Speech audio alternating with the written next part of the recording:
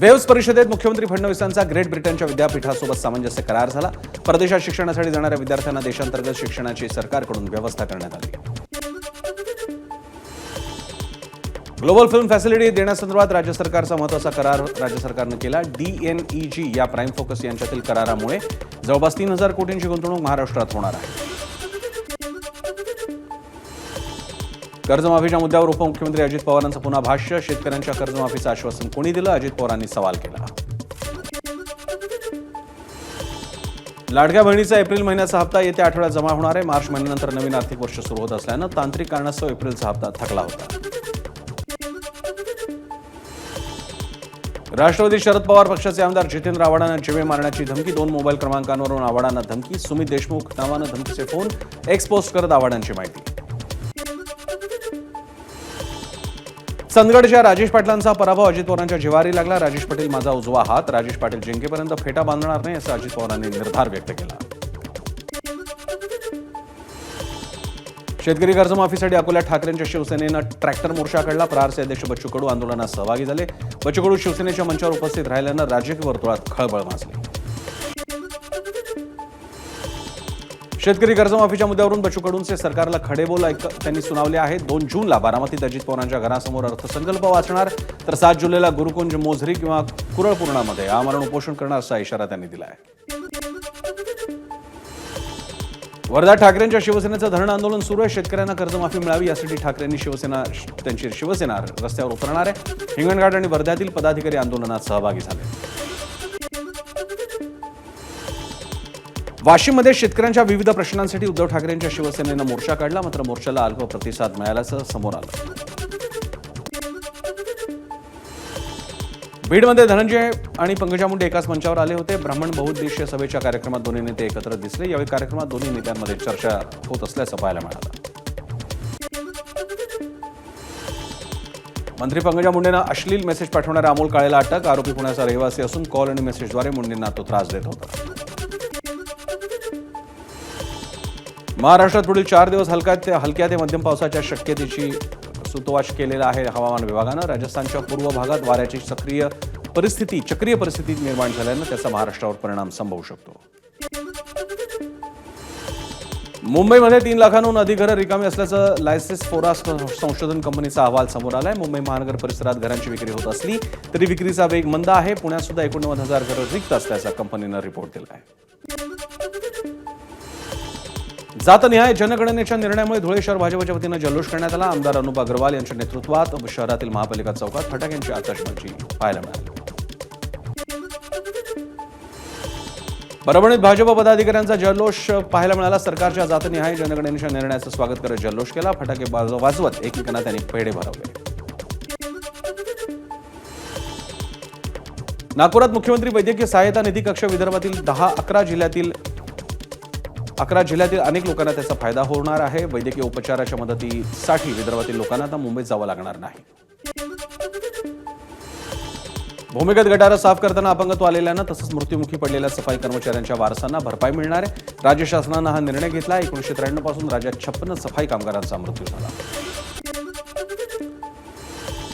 ठाणे महानगरपालिका हद्दीतील कचरा प्रश्न पुन्हा ऐरणीवर। वाळकुंपरी गावातील ग्रामस्थांनी कचरा डंपिंग करण्यास पालिका प्रशासनाला विरोध केला। महापालिका अधिकाऱ्यांना ग्रामस्थांनी घेराव घातला। महाबळेश्वरमध्ये आजपासून पर्यटन महोत्सवाचं आयोजन करण्यात आले। राज्याचे उपमुख्यमंत्री एकनाथ शिंदे आणि अजित पवार यांच्या हस्ते याचा उद्घाटन सोहळा रंगला। उल्लू या OTT प्लॅटफॉर्मवरील हाऊस अरेस्ट या शोची राज्य महिला आयोगानं दखल घेतली। अश्लील व्हिडिओ समाज माध्यमातून समोर येत असल्यानं आवश्यक ती कारवाई करण्याच्या पोलीस महासंचालकांना सूचना रुपाली साखरकरांनी याबाबतीत एक्सपोज केली आहे। दिल्ली पोलिसांकडून सलग 5 तास पूजा खेडकरची चौकशी झाली। वेगवेगळी प्रमाणपत्र कुठून आणि कशी तयार केली याविषयी ही चौकशी करण्यात आली। एम्स आणि सफदरजंग रुग्णालयाच्या 12 डॉक्टरांच्या समितीनं 3 वर्षात 6 वेळा चौकशी केल्याचा पूजा खेडकरचा दावा आहे। मात्र यात कुठलंही सत्य नसल्याचं RTI कार्यकर्ते विजय कुमार यांनी म्हटलं आहे। पुरंदर विमानतळाच्या ड्रोन सर्वेक्षणाला स्थानिकांनी विरोध केला। शेतकऱ्यांनी ड्रोन सर्वे बंद पाडला। यावेळी पोलीस आणि स्थानिक शेतकऱ्यांमध्ये वाद झाला। सिंधुदुर्गातून जाणाऱ्या नागपूर गोवा शक्तीपीठ महामार्गाला विरोध करण्यात येतोय. या विरोध करणाऱ्यांना आमदार दीपक केसरकरांनी झापलं. सिंधुदुर्गाचा विकास थांबवून ठेवा, दुसरं काही करू नका, असा केसरकरांनी संताप व्यक्त केला. मुंबईच्या विलेपार्लेतील जैन मंदिरावर 5 मेपर्यंत कारवाई न करण्याचे हायकोर्टाने आदेश दिलेत. महापालिकेनं हायकोर्टात प्रतिज्ञापत्र दाखल केलं असून सुनावणी सोमवारपर्यंत तहकूब करण्यात आली आहे. वर्ध्याच्या हिंगणघाटमध्ये प्लास्टिक मुक्त जनजागृती अभियान सुरू आहे. रॅलीच्या माध्यमातून करण्यात आला प्लास्टिक मुक्तीचा निश्चय. प्लास्टिकमध्ये होणाऱ्या नुकसानीबाबत नागरिकांना माहिती देण्यात आली. आळंदीमध्ये पुन्हा एकदा इंद्रायणी नदी फेसाळली. लाखो भाविकांचं श्रद्धास्थान असलेली इंद्रायणी सातत्याने प्रदूषणाच्या विळख्यात सापडते. कंपन्यांमधून सातत्यानं केमिकलयुक्त पाणी यात सोडण्यात येत आहे. महाबळेश्वरच्या वेण्णालेक परिसरातील 28 स्टॉलधारकांचा जलसमाधीचा प्रयत्न. वनविभागाद्वारे स्टॉल काढून टाकण्यात आल्यानं महापर्यटन महोत्सवाच्या दिवशी आंदोलन करण्यात आलं. 4 जणांना पोलिसांनी याबाबतीत ताब्यात घेतलं आहे. सांगलीतील कर्मवीर पतसंस्थेसमोरून तब्बल 40 तोळे सोनं लंपास करण्यात आलं. बँकेत सोनं लॉकरला ठेवण्यासाठी आल्यानंतर ही घटना घडली. माहितीगार व्यक्तीकडूनच चोरी झाल्याचा पोलिसांना संशय आहे. भांडूपच्या टेंभीपाडा परिसरात घरफोडीची घटना. बंद घरावर पाळत ठेवून रात्री घरफोडी करण्याच्या घटना वाढल्या आहेत. अटल गुन्हेगाराला या प्रकरणी अटक करण्यात आली आहे. भांडूप पोलिसांनी ही कारवाई केली. वसई विरारमध्ये गाड्या भाड्यानं लावून 55 ते 75 हजार रुपये उत्पन्न देण्याचा आमिष दाखवून 20 कोटींची फसवणूक करण्यात आली. काशी मीरा पोलिसांकडून दोघांना याबाबतीत अटक करण्यात आली आहे. धुळ्याच्या रोहिणी गावाजवळील जंगलात 70,70,000 गांजा जप्त झालाय. दोघांना अटक करण्यात आली आहे. शिरपूर तालुका पोलिसांनी कारवाई केली. हा गांजा जमिनीखाली खोल पुरून ठेवण्यात आल्याची माहिती आहे. नंदुरबारच्या शहादा धडगाव घाटात मालवाहू ट्रकचा भीषण अपघात झाला. अंगणवाडीचा पोषण आहार घेऊन जाणारा ट्रक 100 फूट खोल दरीत कोसळला. अपघातात पोषण आहाराचं मोठं नुकसान झालं. मुंबईच्या अंधेरीत बेस्ट बसचा मोठा अपघात झाला. बेस्ट बसच्या चाकाखाली आल्यानं दुचाकी चालकांना हात गमावला. बेस्ट बस चालक विजय पाटीलला अटक करण्यात आली. जळगावच्या किनवतमध्ये 26 वर्षीय विवाहितेनं गळफास घेत आत्महत्या केली. नणंद आणि सासूनं शिवीगाळ करून मानसिक त्रास दिल्यानं महिलेनं आत्महत्या केल्याचा मयत गायत्रीच्या भावाचा आरोप आहे. भंडाऱ्याच्या आलेसूर गावात बेपत्ता झालेल्या विवाहित तरुणाचा विहिरीत मृतदेह आढळला. लग्न झाल्यानंतर गावात आयोजित करण्यात आलेल्या स्वागत समारंभाच्या 2 दिवस आधी ही घटना घडली. शेतकऱ्याच्या घरासमोर बिबट्याचा कुत्र्यावर हल्ल्याची घटना समोर आली. शिरूर तालुक्यातल्या रांजणगाव गणेगाव रोडवरती परिसरात ही घटना आहे. नागरिकांमध्ये यामुळे भीतीचं वातावरण आहे.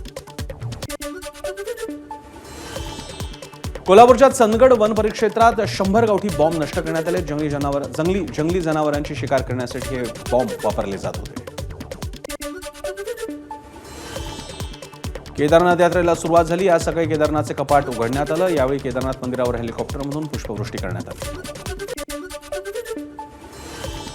बीडच्या आष्टी तालुक्यात पीर बाबा आणि दक्षिणमुखी मारुती रायाची एकत्रित यात्रा निघाली. हिंदू मुस्लिम ऐक्याची ही 300 वर्षांची परंपरा आहे. यात्रेनिमित्त संपूर्ण गावभर विद्युत रोषणाई करण्यात आली. धाराशिवच्या उमरगा शहरात शिवकालीन युद्धकलेचं प्रशिक्षण शिबिर पार पडलं. जिल्हा परिषद शाळेत प्रशिक्षण शिबिराचं आयोजन करण्यात आलं. स्वसंरक्षणासाठी 8 दिवस हे उन्हाळी शिबिर चालणार आहे.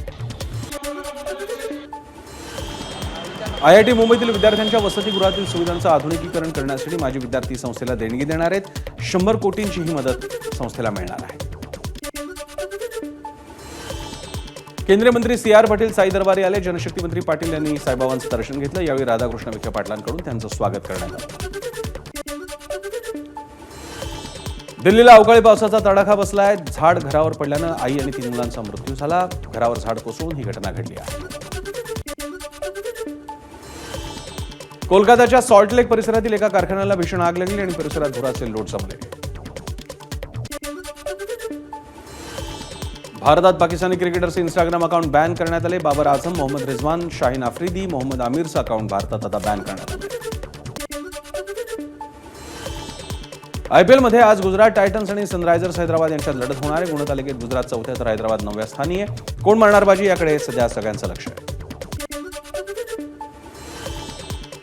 फुले चित्रपट टॅक्स फ्री करा. जयंत पाटलांनी मुख्यमंत्र्यांकडे मागणी केली आहे. महात्मा ज्योतिबा फुले आणि सावित्रीबाई फुलेंवरचा संघर्षमय प्रवास प्रत्येकानं अनुभवायला हवा अशी प्रतिक्रिया त्यांनी दिली आहे.